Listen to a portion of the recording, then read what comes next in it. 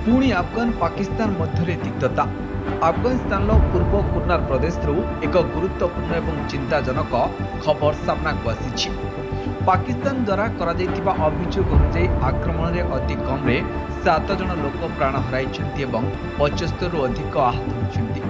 Report अनुଯାयी आहतों मध्य कुनार विश्वविद्यालय छात्र और जड़े प्रोफेसर अच्छा। तालिबान सरकार दाबी करिछि आहतों मध्य प्राय 30 जन छात्र अच्छा। पाकिस्तान सूचना मंत्रालय यह अभियोगुड़ी संपूर्ण भाव में प्रत्याख्यान करिछि। सेमाने कहिसेंति जे कोनोसी विश्वविद्यालय किंबा आवासिक अंचल को टार्गेट करा जाय नाही। सेमाने ए रिपोर्ट गुडी को मिथ्या बोली कहिसेंति। तालिबान सरकार अनुसार आक्रमण में मोर्टार एवं रॉकेट माड़ करा जायतिला। अन्य सूत्र अनुसार जेट एवं ड्रोन मध्य व्यवहार करा जायतिला। कुनार विश्वविद्यालय जड़े प्रोफेसर कहिसेंति जे समग्र कैंपस रे जोरदार विस्फोरण सुना जायतिला, जहां आतंक सृष्टि करितिला।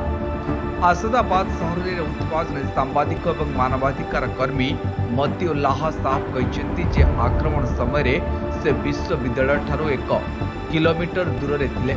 से अपराह्न प्राय 2टा समय एक जोरदार बोमा विस्फोरण शब्द शुणी से लोक जीवन बचाई सहर केन्द्र पलायन करुथिबार देखुथिबा एवं अनेक साधारण नागरिकों को आहत अवस्था डाक्तरखाना को निया जाउथिबार से सूचना देथिले।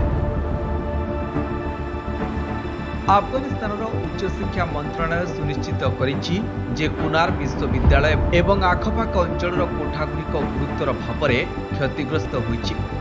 जातिसंघ अनुଯାयी काबुल एक निशा पुनर्वास केन्द्र उपरे होइथिबा विमान आक्रमण में 269 जनक मृत्यु हेबार किछि सप्ताह पर यह आक्रमण होइछि।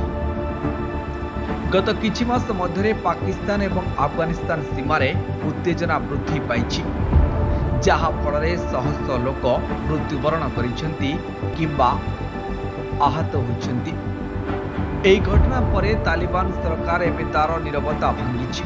उप मुखपात्र हमदुल्ला फितरत यह आक्रमण को एक गंभीर और अक्षमणीय युद्ध अपराध बोली वर्णना करिसेंति।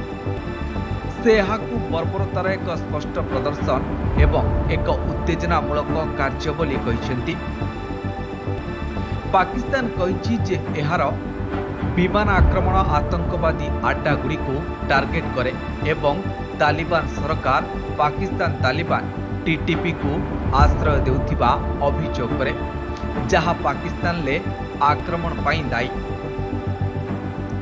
Bureau report news alert 24/7।